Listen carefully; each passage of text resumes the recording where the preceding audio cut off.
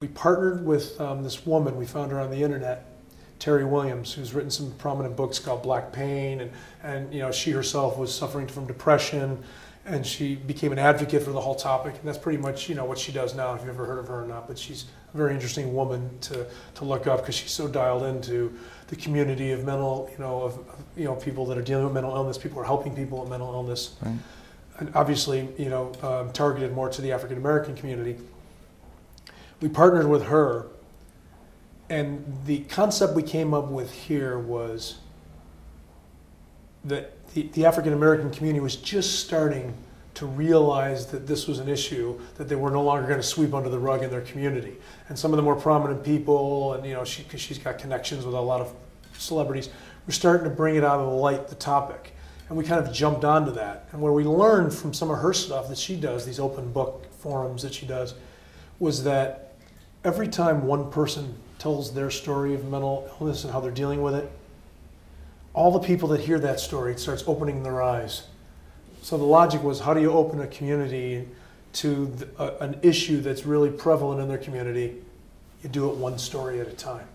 Okay. So we started doing personal stories of people, the African American people that are dealing with mental illness. And we brought in this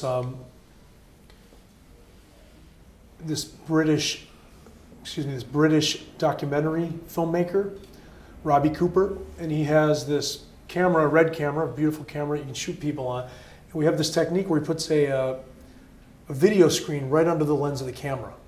And we put Terry Williams on the other side to interview some of these people. Oh, wow. And she's a very good interviewer that can really push the buttons of people to get them to tell their stories, because she's so warm and she draws out the story.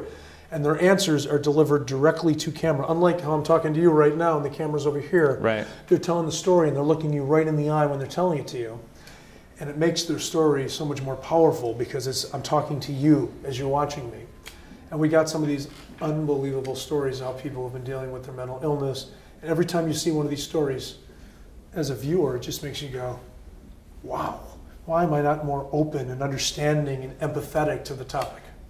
So it really teaches people a lot more about mental illness who may just not know anything about it.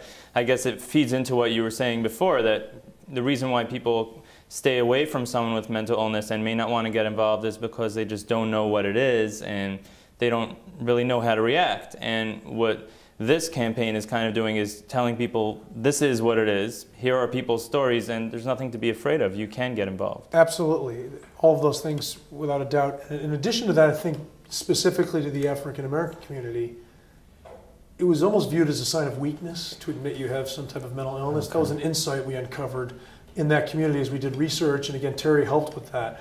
You know, it's like you wear a mask, they call it, like in the community. You put this mask on.